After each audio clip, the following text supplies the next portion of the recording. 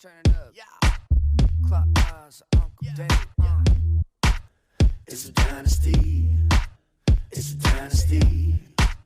It's a dynasty. It's a dynasty. Hey, let's talk. What moves to do? Who to trade for who? Get your fantasy stats and the place to boot. Get the plans for the draft and the major clues. With the home Sean, Joey, and Andrew. Dan dudes got the hot takes. Every stop place, not base, plot cases. Man, hit the streams of fate. Talking teams and plays. But let's get to the show, man. See you later. All right, welcome back to Dynasty Football Digest. We have no Joey today. He's doing parent stuff where he takes care of his newborn child, just kind of further proving his lack of dedication to fantasy football in this show. So we are replacing his bum ass with Jason here. Jason, you want to tell us where we can find you on Twitter? Yep, at Jason Kamlowski, just first and last name, Kamlowski, Kamlowsky. All right, and Andrew. What's up? At BiddySentFF. It's conveniently written on the screen for me. Super. And you can find me on Twitter at Lanny1925. So before we get going here, one of our editors at the website's Eric challenged us to the quarantine shot challenge. So he challenged me, I guess, and now I get to nominate two people. So I'm nominating these two, and we're just gonna all do it together here. So I got Maker's Mark here. Andrew's got some fucking ancient tequila from like 10 years ago that I'm sure is just not good anymore. And Toro. I believe Jason's got a Patron over there, so I'm outnumbered with the whiskey to tequila ratio here. But forget to bring lemon and salt. You need the training wheels? Yikes! Jesus. I didn't say I needed it. It's part of the experience.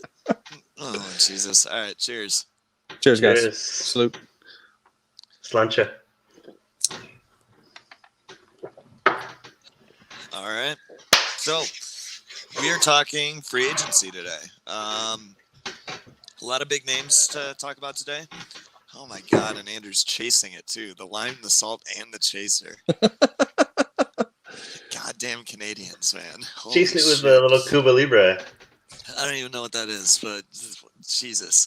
Sorry. All right. You're not allowed to go to Cuba. We're going to start with DeAndre Hopkins here. The DeAndre Hopkins, David Johnson trade. What a fuck show. like what an absolute fuck show that was. So, Jason, okay, we all agree that this is like the dumbest fucking trade we've seen in the last like decade, right? Yeah, I mean, Bill O'Brien's a moron. Yes, he but is. I mean, you kind of see why they did it though, because they don't have any. They have no draft picks this year at all. I mean, they've traded away, their first round pick from now until like 2047.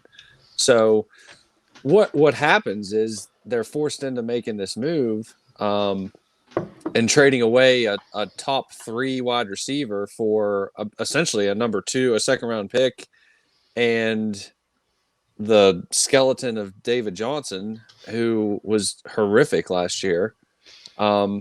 And honestly, I mean, if I don't know, maybe they think what they did with Carlos Hyde in his year, his 28-year-old year, they can do with David Johnson. But I mean, to give up DeAndre Hopkins, I don't know. It makes no sense. I don't know. To me, you're sitting there and you're like, okay, so we need draft picks because we don't want to waste a year, right?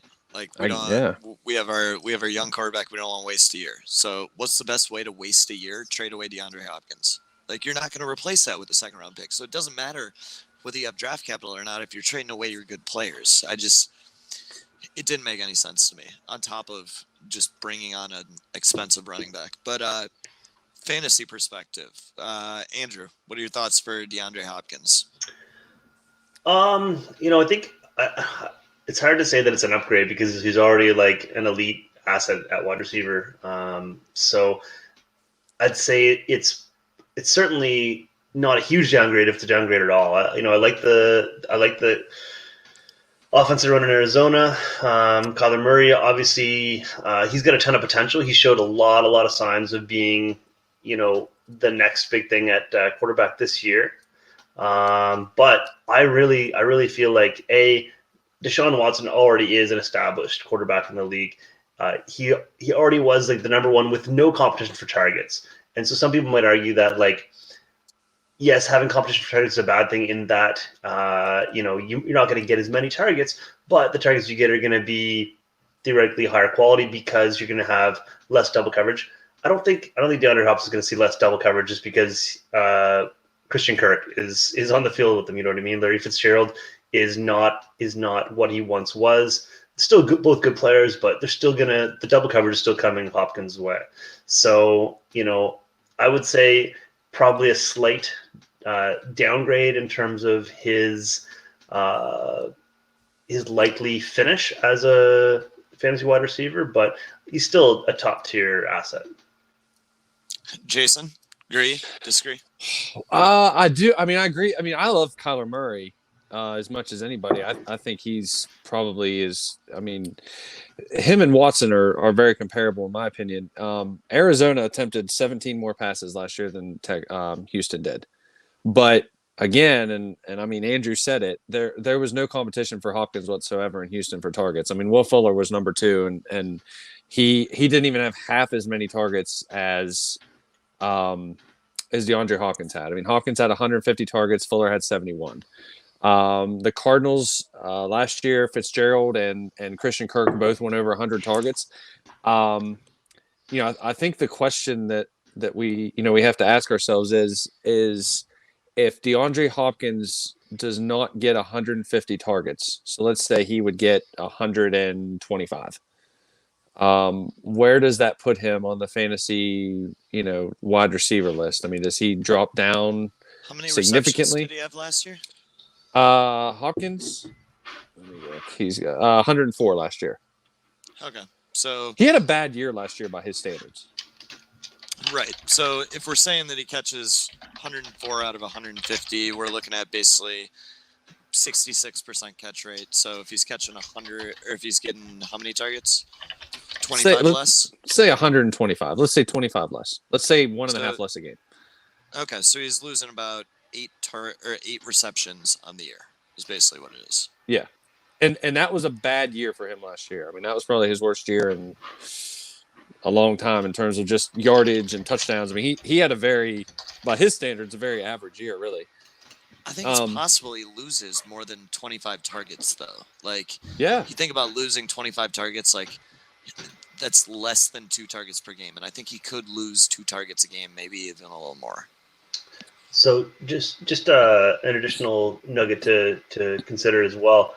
Deshaun Watson's completion percentage last year was 67 compared to Kyler Murray's 64. And Watson's yards per attempt was 7.8 compared to Murray's 6.9. So Watson was running a much more efficient offense, despite the fact that he DeAndre Hopkins. Right. But again, Hopkins on a down year, right? So I think there's definitely room for Murray to grow into that and to match those numbers going forward. Obviously, especially with the addition of Hopkins. But if Hopkins is going to get fewer targets in a theoretically less efficient offense, I don't see there's room for his ceiling to rise much. Okay. All right. I agree that he's not going to rise. I think this is a slight downgrade. And if for no other reason, I think it's just level of uncertainty because, like, we knew what we had with Hopkins, and now we don't. We know he's a good player. We don't know how he's going to fit in the scheme. We don't know how they're going to funnel targets through him. We don't know how he's going to interact with having different competition. Like, we just don't know yet. We don't know what the chemistry between him and Kyler is going to be. So I don't usually like seeing big name wide receivers move because they're big name wide receivers because they're doing something well, and moving creates the possibility of them no longer doing that thing well. Well, I'm looking at when Cliff Kingsbury was at Texas Tech, just to see kind of what their target distribution was. And there was really only, I think, 2 occasions that I'm looking at here where he had a receiver that really popped off more than the number 2. Yeah, and I think part of that too is that they never had a dominant wide receiver there, though. Really. No, they didn't. But they did have Patrick Mahomes. Yeah, but I mean, you look and like Antoine Wesley Yeah, was like their guy last year, Jakeem Grant. and yeah, and like I don't know, Wesley went undrafted, I believe. I actually liked Wesley too. That was kind of Yeah, a bummer, but the Ravens, didn't he? Did he make the team or is he practice squad? he made the team. He didn't see any playing time, I don't think. Yeah. So, all right. So let's talk about the flip side. David Johnson. This is like good news, really good news for him, though. I know you. All right, we'll let Jason talk first here. He's got feelings. I mean, no, I just think he's washed. I mean, and I said before we came on, maybe they're hoping, they acquired Carlos Hyde whenever he turned 28, and they turned him into a 1,000-yard rusher. He averaged, 4.4 yards per carry, scored 6 touchdowns. Great. I mean, if you're going to draft David Johnson and think that he's going to get you 1,200 yards on the ground and 50 catches, it's a pipe dream. It just is. So I agree he's washed. However, if he's a starting running back on a team that's going to be throwing a lot, like there's value there for this year, right? I mean, is there with Duke Johnson still there? Dude, they don't give a fuck about Duke Johnson. He had 62 targets last year. He was third on the team in targets, which is ridiculous because like what did he put up in terms of receiving yards? 410. I mean, he had 44 receptions, 410 yards, and I don't disagree. But Hopkins just took 150 targets with him, and they replaced DeAndre Hopkins with Randall Cobb. I know. I guess why trade for David Johnson if you're not going to use him? I think they're going to use him. Why trade for David Johnson is the main question. But if you're going to trade for him, why trade for him if you're not going to use him? I mean, I think they're going to use him, but I think in the context of if you think you're going to get like David Johnson who catches 50 passes, I don't think physically his body can hold up with that. Personally, okay. Andrew, so like I agree with the premise that he's washed in terms of being like a bell cow with being an elite, like top tier running back in fantasy football. I still think that he can be a contributing player on a professional football team. Just looking at last year's stats, I'm honestly surprised by this myself. He had 370 yards receiving last year. He averaged over 10 yards per reception last year, which for running back is pretty remarkable. We're just talking about Duke Johnson who did that. No, he actually had fewer yards per reception. He was 9.3. Oh, okay. On a little bit higher volume, but yeah, I like Duke Johnson as well. I think Duke Johnson. Honestly, I think Duke Johnson has been totally misused his entire career in the NFL, and he should have broken out by now. But maybe there's a reason for that. Maybe he's not again built to be a bell cow. Remember that year Duke Johnson ended up as like running back 14 in PPR, and then like just never again. What year was that? Duke Johnson's good. He was on the Browns. It was like 2017, maybe. It's 2016 or 2017. So 2017, he had almost 700 yards receiving. That was your year because he had 74 receptions that year. Yeah. He was top 24 back in PPR, and then just never again. It's like, how do you see that, and how do you utilize them like that, and then just be like, all right, so this went really well. No, thank you. It's just the Browns. Yeah. So that was the year before. That was the year before they drafted Chubb, right? Yeah. Right. So that's how it happened. Don't care. Put him at slot receiver. Don't care. Get the ball in his hands.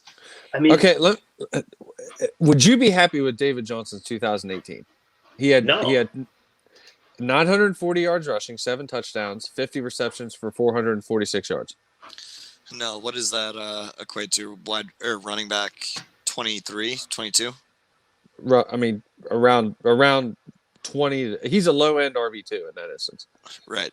Stan, the problem is that after this move, people are drafting him a lot higher than they should. Like, I just saw him go in, I think, like, round 8 or 9 of a startup, and I was just like, nah. But And he's had 1 year where he popped off the page, like, and that was I know he 4 kicked the years shit out ago. of me in my not my championship, the week leading into it though, semifinals. He's like, God fucking damn. Never liked him since then. But even in his like breakout year, he still was only averaging 4.2 yards per carry. Like he's never, I don't believe he's ever truly been an elite running back. He's been an elite pass catching running back, and I still think he has potential to contribute that. Again, it's a bit of an overload of, the same position with Duke Johnson already there. So no, it doesn't make any sense to trade whatsoever. But if they're going to use him, I think that's the way that they're going to use him. Okay. Todd Gurley. We're not going to talk about Kenyan Drake. I mean, we can. Yeah, Kenyan Drake, big stock up there, right? Are you buying him ahead of Johnson now? Oh my gosh, yes. David Johnson? Yeah. I also don't think that Kenyan Drake will be back next year, but I mean, that's just me. I don't think they're going to pay for a running back. So I think you're buying 1 year of production right now, and then you're probably buying somebody buying him. So like he has 1 good year of production, and then he ends up on the Jets or some shit, The Chiefs. Oh no. Damian Williams season. Oh Jesus. All right, Todd Gurley. What do we got? I think it's. I'm more confident in Todd Gurley than I am David Johnson, right? Oh yeah. Oh, for sure. Yeah, Okay. I think I don't think there's any question about the talent level in Todd Gurley being vastly superior. I think the situation is a downgrade for Todd Gurley. I think people underestimate how productive he was last year in LA, despite it being like a crater down year for him. Yeah, I think he's going to get more usage. They're not going to be throwing Mac Brown at him because I don't think they signed him to draft another running back, and I don't think they're going to be mixing in Brian Hill, Ito Smith, or Quadre Allison. So I think he'll probably see a better percentage of carries there. So better relative to last year, or better relative to like career usage? Because last year was like I don't know what they were saving him for, but last year was who's misused. Yeah, well, I just think he can't handle that workload anymore, his knees and stuff. So I think that's just kind of what he is now. But I think the Falcons are going to ignore that and just run him into the ground. But did you see any signs of him slowing down towards the end of the year? Like, no, but I think they probably know better than we do. Okay. Like, I don't think they were sitting him so they could get Malcolm Brown on the field. My perception was that they were saving him for the playoffs, which they didn't make because they saved him for the playoffs. What do you think, Jason? Well, I mean, Gurley's yards per carry went way down last year. I mean, he just didn't use them like they had in the past, and especially in the passing game. I mean, he went from averaging 85 targets the 2 seasons in 17 and 18. He had 49 last year. I mean, they just didn't use him the way they had been using him. But if you're just, let's just say for a second that he's healthy. Let's say the knee is okay, which I don't think it is, and I don't think going to a turf field is going to help that.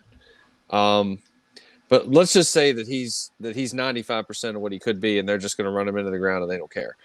The Falcons, were not great at putting the ball in the end zone on the ground last year. I mean, they only accounted for 10 rushing touchdowns. I think Devonta Freeman was one of the least effective running backs by like all metrics, though.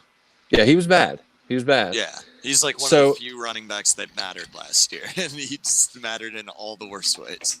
Yeah, and if they just saddle him up and say, we're going to give you all the carries, we're going to give you all the passing game work that you can handle. I think there's potential for him to be a low end RB1 or a high end RB2, and that's how I would be drafting him. I also think that there's a little bit more threat downfield with the Falcons than there is with Jared Goff on the Rams. I think that's something that opens up the defense a little bit. But we're going to take a short break, and we'll be back to talk Hayden Hurst, Stefan Diggs, Robby Anderson, and Teddy Bridgewater.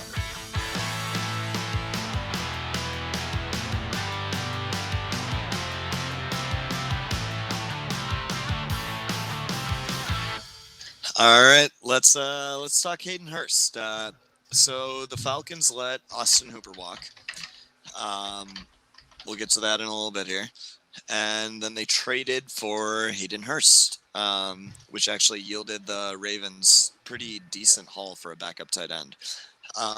You guys interested in Hayden Hurst on the Falcons at all? What do you think?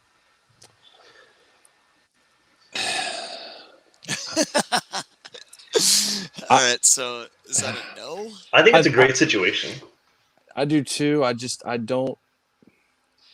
want to be careful with how much we would recommend investing in a guy like Hayden Hurst, because again, and we talked about this right before the break. You know, the Falcons have some downfield weapons: Jones, Calvin Ridley. I mean, at best, Hayden Hurst is going to be the third option in the passing game, and if Gurley is involved, he's going to be the fourth option. And I don't think Hayden Hurst represents quite the red zone threat that Austin Hooper was. So Austin Hooper got used a lot on drag routes, like catch and run stuff. He got used a lot underneath. And I think that's why they let him go and they signed Hayden Hurst, where it was like, yeah, we can have somebody else do that. And then kind of for me on top of that, he was a first-round tight end. He looked really good before he got hurt when he was playing. And then he got hurt. And then Mark Andrews stepped in. And Mark Andrews kind of just like took over and never let go of the job. So, like, to me, Mark Andrews is really good. Like, we agree on that, right? Yes. Agree. Yeah. So I'm not gonna blame Hayden Hurst for not being as good as Mark Andrews. So I think there's a very real chance there's potential that we haven't seen here because he's stuck behind another really good tight end. And I think going to the Falcons is a good spot for him. And I think the fact they traded for him, and they traded a second-round pick? Oh, I didn't think it was that high. I thought it was a 4. I got it 4? here. It was a 4. I got it Okay. here. Either way, they traded a 4th-round pick, which isn't peanuts. And I don't think you're doing that with other tight ends in free agency if you're not planning on using them. You know, like if he's not a valuable piece to you, then you're not trading for him. So I got the trade here. Actually, it was a second. It was Hayden Hurst and a 2024 in exchange for a 2022 and 5th. So yeah, basically just a second. Like that's a pretty substantial investment. So I don't know. To me, and no, he's not as young as what people imagine he is because he came in as a 24-year-old rookie. So I think he's 26 already. But like, I don't know. Tight ends live a little longer, and to me, I think this is just a good situation and a potentially really talented guy. So it depends on where people are valuing him. If people are just going off the rails and just like getting all hyped on him, then no, like I'm avoiding. But like, I think he's significantly more valued than what he was. And I think he's probably on track to be pretty close to equal what Austin Hooper was last year, in my opinion. But I mean, I guess we'll see. So he turns 27 this year. So you're right. He's currently 26. And I'm curious, like when you say he was producing before he got hurt, are you referring to 2019 or 2018? I didn't say he was producing. I said he looked good. His rookie. Okay, his rookie year. Because I don't have that recollection. I was trying to look up his game log to see what he had done. But you're saying it may have even just been preseason, like preseason week 3, but like he had a connection there and he was looking really good and he was getting a ton of hype from his play. And then he went down with injury. Mark Andrews took over and then never gave up the job. Yeah, because I just don't have that sort of perception that he was looking good at any point. So that's why my perception of him being drafted as a first round pick was that the Ravens basically blew it and he didn't deserve that draft capital. I don't believe in his talent. I do like Austin Hooper, so I think Austin Hooper's a more talented player, and whereas he might be able to fill the role. I don't think he'll do it as well. And like you said, Gurley, I think is going to take some targets. I don't know. I don't see a ton of value for him. But like you said, Matt Ryan has liked the tight end through his career. Like he started with Gonzalez, and then he went on to Hooper, and like that position has been productive. So I think for a late flyer, yeah, I'll take a flyer on Hurst, but I'm not invested. Okay, tight end premium. What would you trade for him? What draft pick? Third round? Probably not. You're not sending a third round I for would. starting tight end and tight end premium. Yeah, Andrew doesn't actually send good offers. So, which reminds me, you didn't respond to the offer that I sent you like 5 days ago. what was the offer? It's probably trash. Well, so I can see the look on his face. It's trash. you like Keyshawn Johnson, right? What? Jesus Christ! What do you?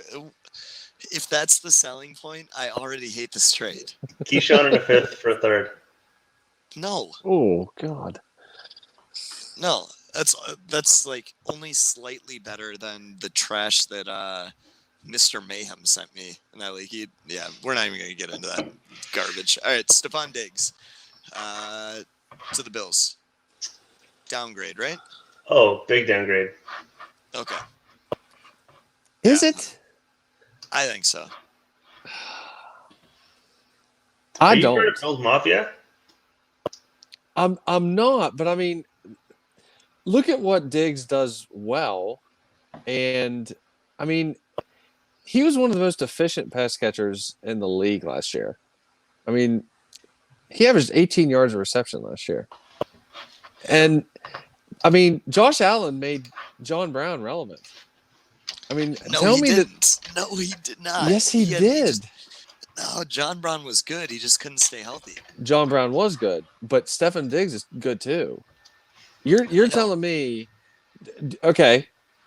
He had Stefan Diggs had 94 targets in Minnesota last year. Do you think he gets more or less?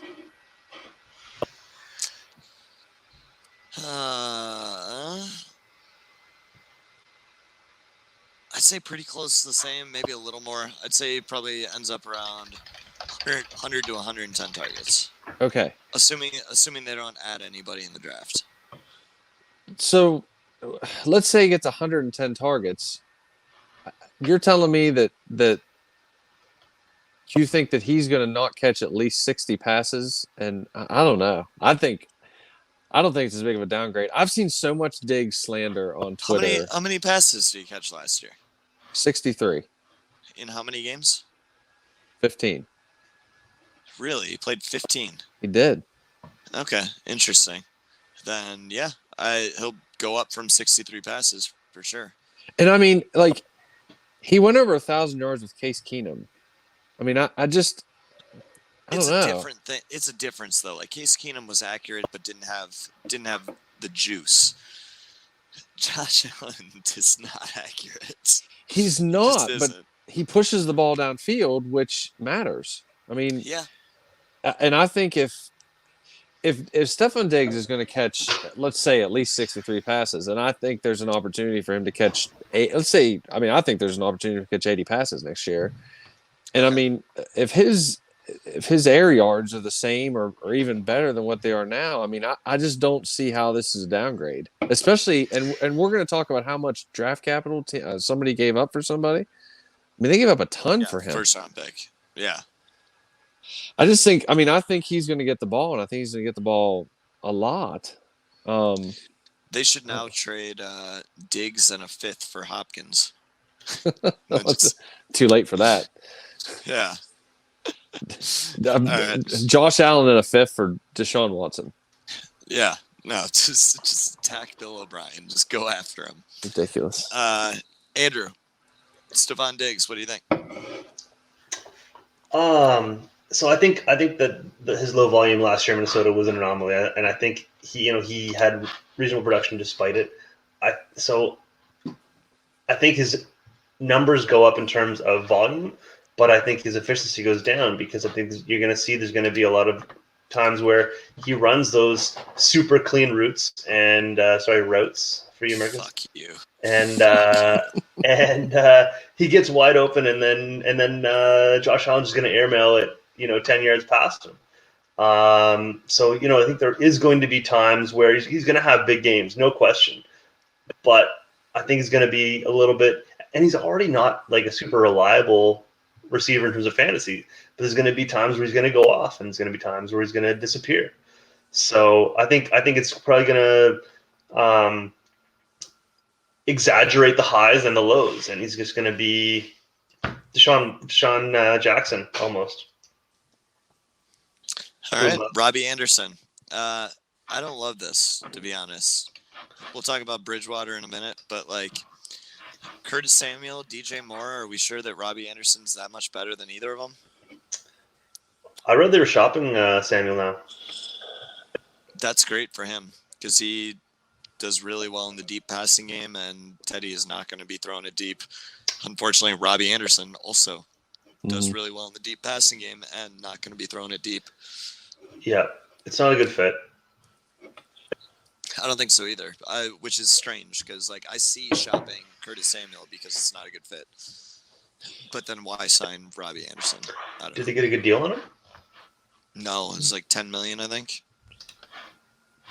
Robby Anderson's one of those guys that like sounds good in theory because I mean, he's a big, I mean, he's big, he runs well, I mean, like he's just off the charts athletic, but then he just, I don't know, he just has never really outside of 2017, but he didn't even clear 1,000 yards that year. He's just never really produced. And I mean, I get he's playing in New York and, they've kind of had all kinds of offensive issues, but I mean, like you said, with Teddy being there, it's not like he's going to push the ball downfield much. And, I mean, Christian McCaffrey's still going to command a ton of targets in that offense. I mean, like, this isn't all of a sudden. DJ Moore.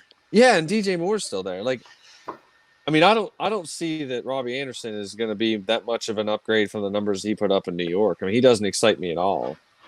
No, I think, like, I'd say that the situation is worse because I think it is, but his numbers can't really go down. It just doesn't make sense for them to go down. But, yeah, I don't know. I'm not a fan of the fit.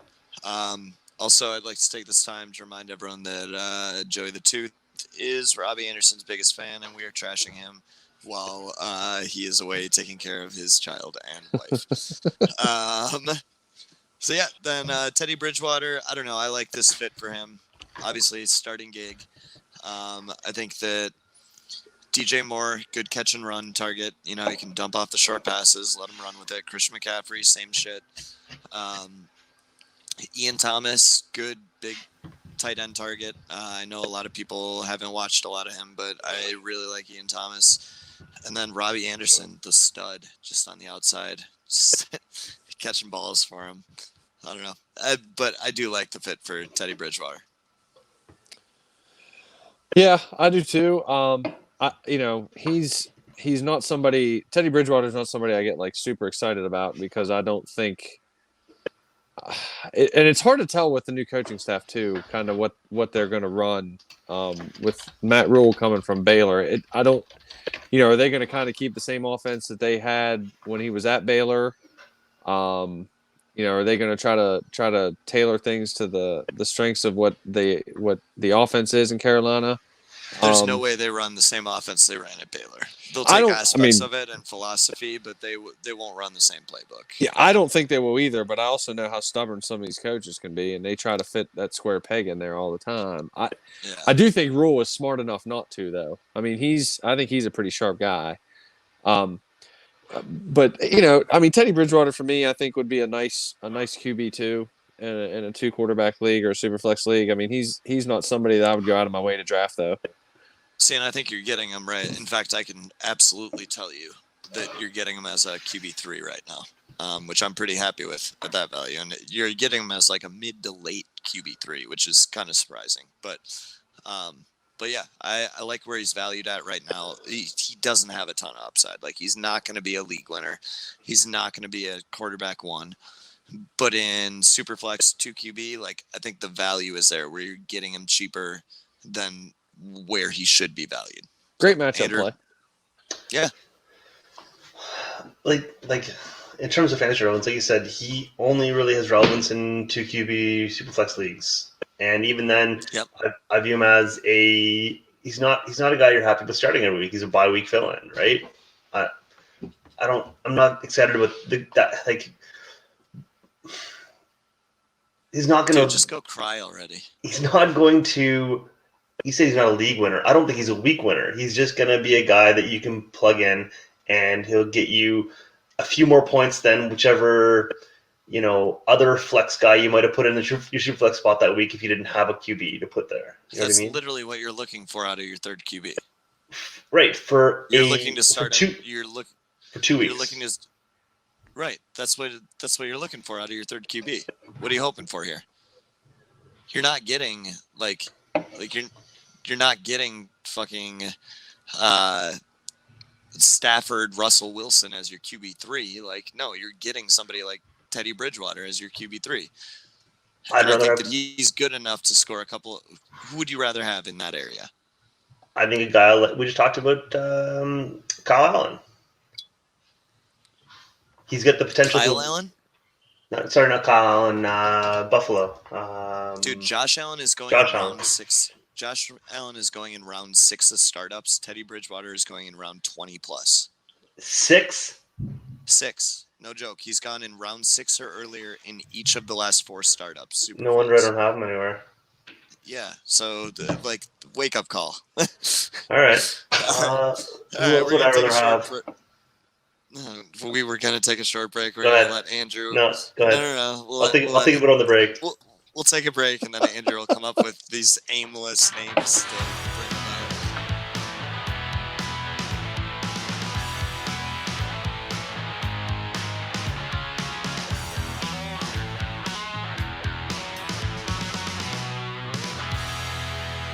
All right, we're back. We're gonna go through these last few kind of quickly. We got a few guys to talk about. Let's start with Melvin Gordon. This kills Royce Freeman. How do you feel about Philip Lindsay right now? Before we get to actual Melvin Gordon. As a Philip Lindsay owner, I don't feel great. He's on a rookie contract, and he's an undrafted rookie. I don't know why they did this. I think Philip Lindsay is good. But it wasn't like they were giving him like a bell cow workload as it was. So, I mean, this is I think this is bad for both of them, really. I agree. Like, Melvin Gordon was at his best in San Diego, LA, I don't know, over the years, but I don't think this is a great move for him.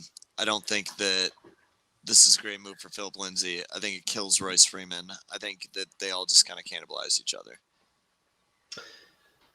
I think it might be good for Melvin Gordon's career in that I think it might extend it a little bit longer because I don't think he's going to get a lot of volume this year. But I don't think it's exciting for him fantasy wise. I think it's a wasteland fantasy.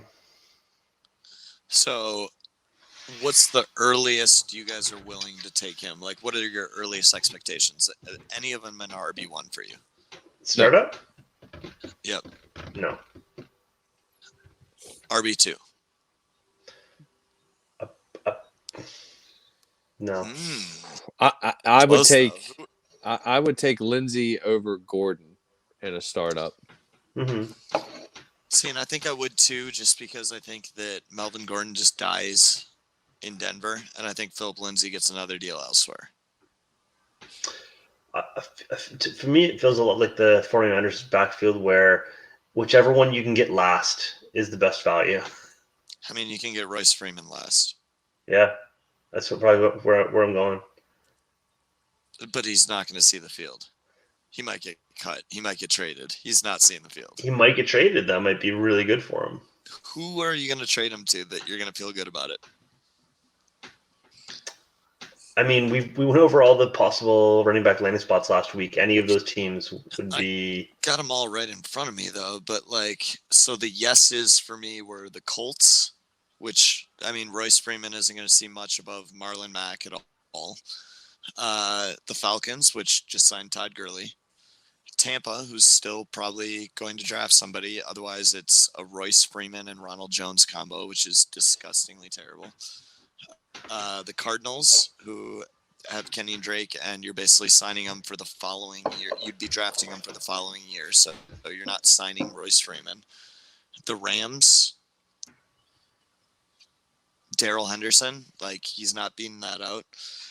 49ers, he's not going to excel there. Seahawks, he's not beating out Chris Carson, Rashad Penny, and whoever else they draft. Like, I don't think there's a good landing spot for him. I don't think there's going to be suitors. Like, maybe he goes to the Lions and splits time with Kerryon Johnson, but, like, that's not a good running situation. So, I don't know. Royce Freeman's dead to me. He's been dead since he was drafted. I never really saw the appeal, but that's why you take him last. You take him in the 40th round, whatever late round value you can get for him, and you hope that his value increases through some, sequence of events. You're not investing high capital. I'm not investing high capital in that backfield. Okay, so let's say this. Philip Lindsay. Let's pull up his. So this is, for reference, we're looking at basically Superflex tight end premium IDP here. So Philip Lindsay is.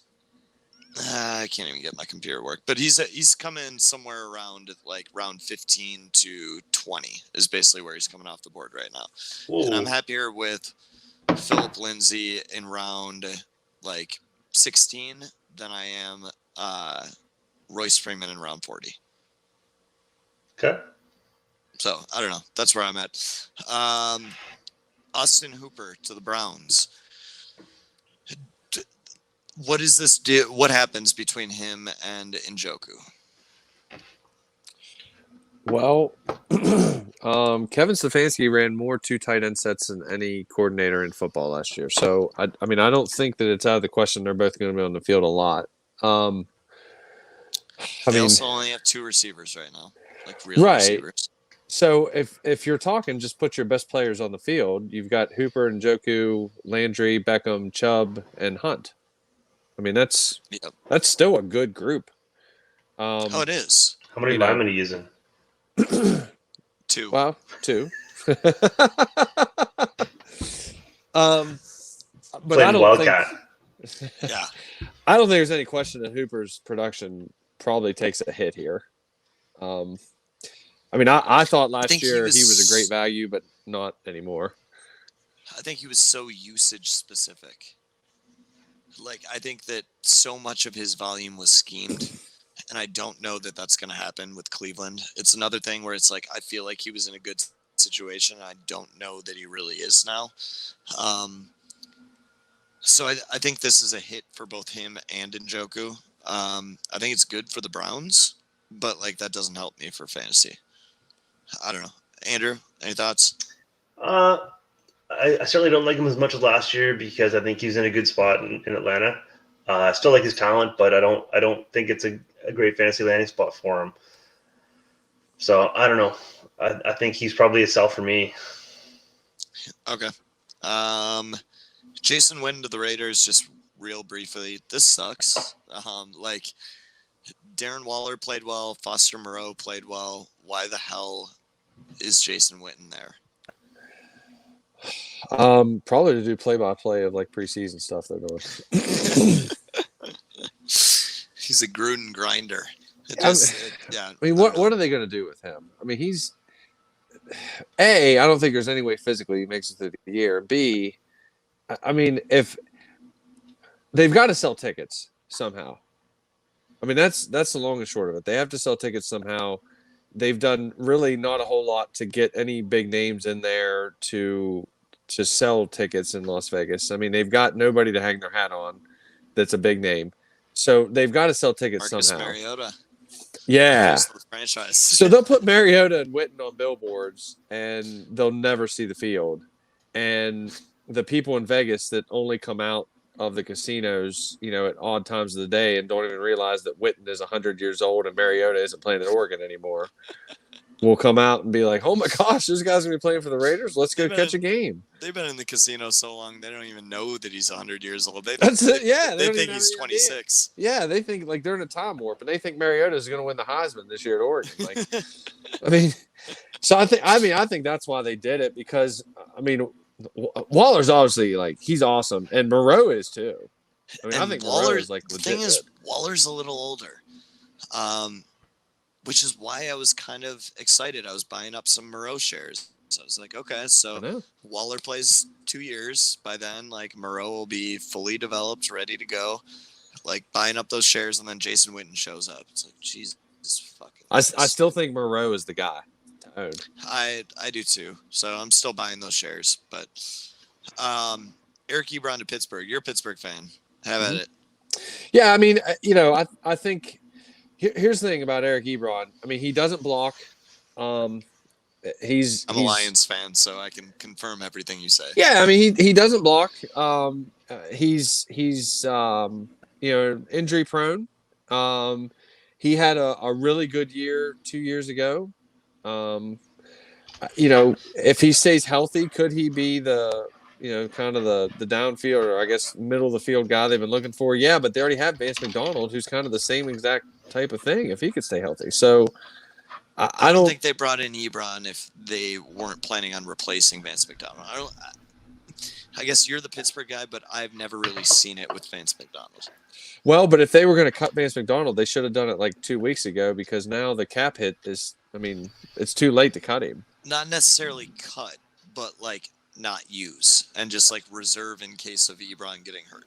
Well, and I think that's what their plan is. Like, I think their goal is to get 16 games total between the two of them because they're essentially the same type of guy is what I think. I think they're hoping that if one gets hurt, the other will be healthy and vice versa. Week 1, though, they're starting Ebron. Oh, absolutely. Yeah, absolutely. Okay. All right. Yeah, I honestly, where Ebron's going right now, I really like the value. Like tight end premium, he's still one of the last tight ends to go after the signing, like one of the last starting tight ends, and it's kind of surprising to me. So yeah, I don't know. I've grabbed up a lot of Ebron shares lately. Last one we'll talk about here, and a big one, Tom Brady. So I think going to the Bucs is good for Brady. I think it's bad for Godwin and Evans. I think it's good for OJ Howard. Any thoughts? I agree with most of that. What I don't see is how do you define good for Brady? His numbers, fantasy. fantasy. You think he's going to outproduce last year's numbers? Yes. Wasn't last year a down year for him? I mean, every year is a down year at this point. He's like 70 years old. He's at risk. Respect your elders. 4,000 yards passing, 24 touchdowns, only 8 interceptions last year. So the yards were reasonable. The touchdowns were down a bit. How many yards? 42. 4,000. 4,000. Okay. Yeah, I think he'll beat that this year. Dude, there's no way he goes from the offense he was in with Julian Edelman, undrafted Jacoby Myers. Who's playing tight end for them? Benjamin Watson. Who was it? I don't even remember. Oh, a fuck show of Rex Burkhead, Sony Michel, James Hurst White. James White's a good player. Right. So, do you not have any concerns about the O-line in Tampa? I don't. Oh, okay. I think that Brady is a smart player, and he knows that if his O-line sucks, he's got to get rid of the ball quicker. And I think that that's going to be reflected in the scheme. And I think that he just has weapons now. He finally has weapons. He's never had weapons before. So I like it for Brady.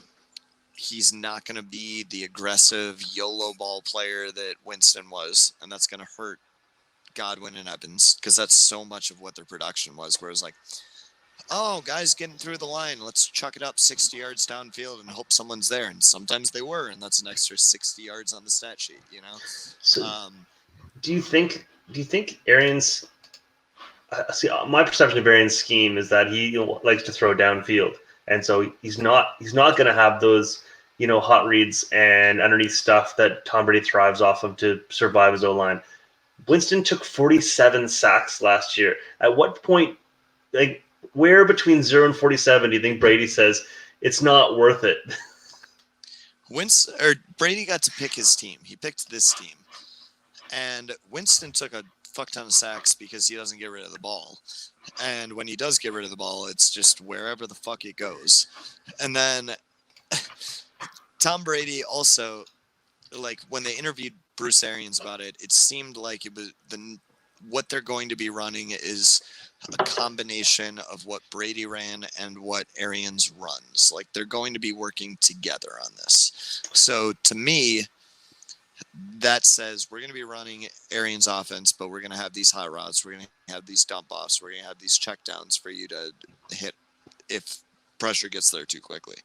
And you got better believe that in the film room, if Brady doesn't have these checkdowns, these hot routes, all that stuff, and he takes a sack and they're talking about it in the film room, like, Brady's going to talk about it. He's going to be like, okay, we need this. This is why. So I don't know. I'm a big believer that that system is going to change for him. If it's not, why the fuck do you sign Brady? Why don't you just keep Winston? So then I guess my next question then is, if you think that this is going to be so glorious for Brady, how can you say it's not going to be great for Godwin, given that he's likely going to be the slot guy? Because they eat downfield and they eat on ill-advised passes. Like, the amount of downfield passes, ill-advised passes, and just YOLO balls that they capitalize on because of the type of players they are definitely influence their production. And Brady's not going to throw those.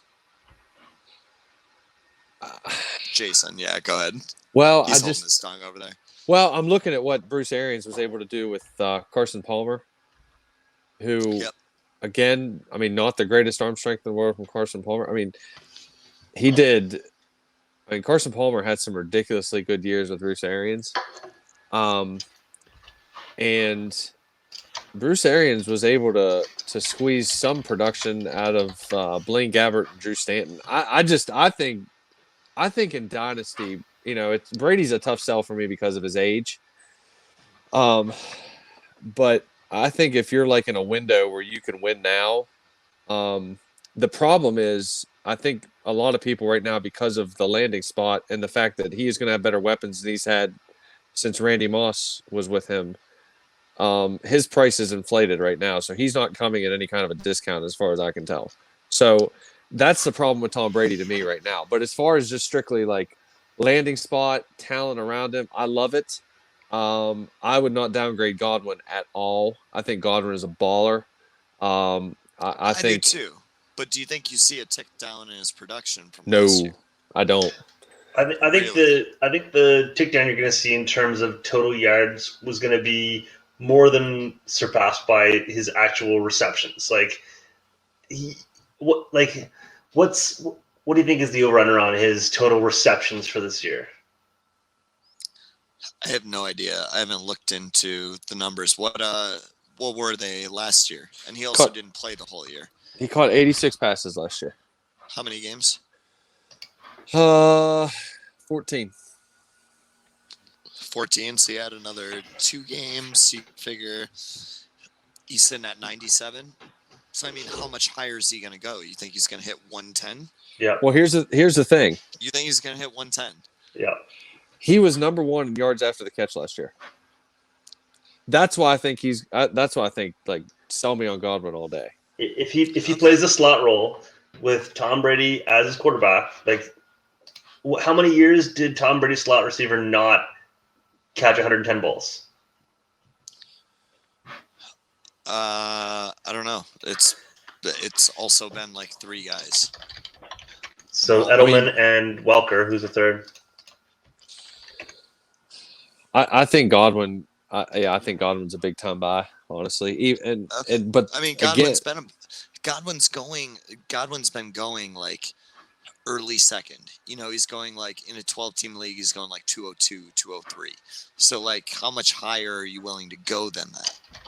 No, I think that's about right. But I wouldn't shy away from that price tag, and I wouldn't shy away from Evans either. I think the best way to get a piece of this offense, and probably the cheapest way, is through Mike Evans right now. Because if anybody the perception of him is his production is going to way down. But I mean, I've read numerous reports that they really liked what they saw from Brady on tape, as far as still being able to push the ball downfield when he needed to. Well, and on top of that, you're just looking at people thinking Mike Evans is old because he's been around for a while and because Godwin's younger. And it's like, no, he's 26, dude. Mm-hmm. Like, he's got 6 good years left in him. So I do stand corrected. Edelman never caught 110, but Welker did it 5 times. Okay, so yeah, I'd be surprised if Godwin caught 110. You want to put a friendly wager on this? What's friendly wager? 3rd round pick, 4th round. We'll do 4th round pick in one of the leagues that we're in together of your choice. So it's straight up give it away, or like a swap? Give it away. If it's a swap, then like you might lose that trade by winning the bet. No, but I mean like the loser gives their 4th and gets a 5th, and vice versa. Okay, then we can do loser gives a 3rd and gets 5th. 3rd and 5th? Or win. Yeah, loser gives their 3rd, gets a 5th. I was thinking 4th and 5th, but let's just do straight 4th. All right, straight 4th. Straight 4th. Sounds good. You pick the league, straight 4th. If Godwin catches 110, then you get the pick. If he catches exactly 110, it's a wash. Oh no, I'm the one that said 110. I think I win on 110. You win on 109. All right, fine. All right. Jesus Christ. Jason, you want in on this? I'll double down if you want to do 110 as well. Yeah, I'll take it. Oh. Okay. Pick a league, same deal. 4th I'll league, take it. or 4th round. You guys can't do the same league. All right. Oh, this has been Dynasty Football Digest. You can find our written content at dynastyfootballdigest.com or at idpguys.org. Visit the websites and you can check out our subscriptions. We have ADP for offense and defense and combined. We also have rookie ADP, and we have a trade calculator. And the big thing is we have a draft magazine coming out soon, where Jason, you're involved in this, right? I've got a couple I got to write up still. I got to get like Chase Claypool and a couple others. How many prospects is it off the top of your end? 120. 120. So we got 120 total prospects that we're writing up, doing profiles on, and then we'll talk about their landing spots, all that stuff. So that's going to be great. You can buy that in package with the subscription to both sites. So check out the websites for that. And check out our YouTube channel, where if you're not watching this on YouTube, you can see video of us drinking, taking shots, all that stuff. And usually Andrew's wearing weird hats and shit. It's just fucking, I don't know if that's your thing, if you're into it, but like, it's on the YouTube channel. It's at Writer Digest Network, REITER. So thanks for tuning in, and we're talking about doing a Power Hour show coming up here soon. So you're definitely going to want to stay tuned for that.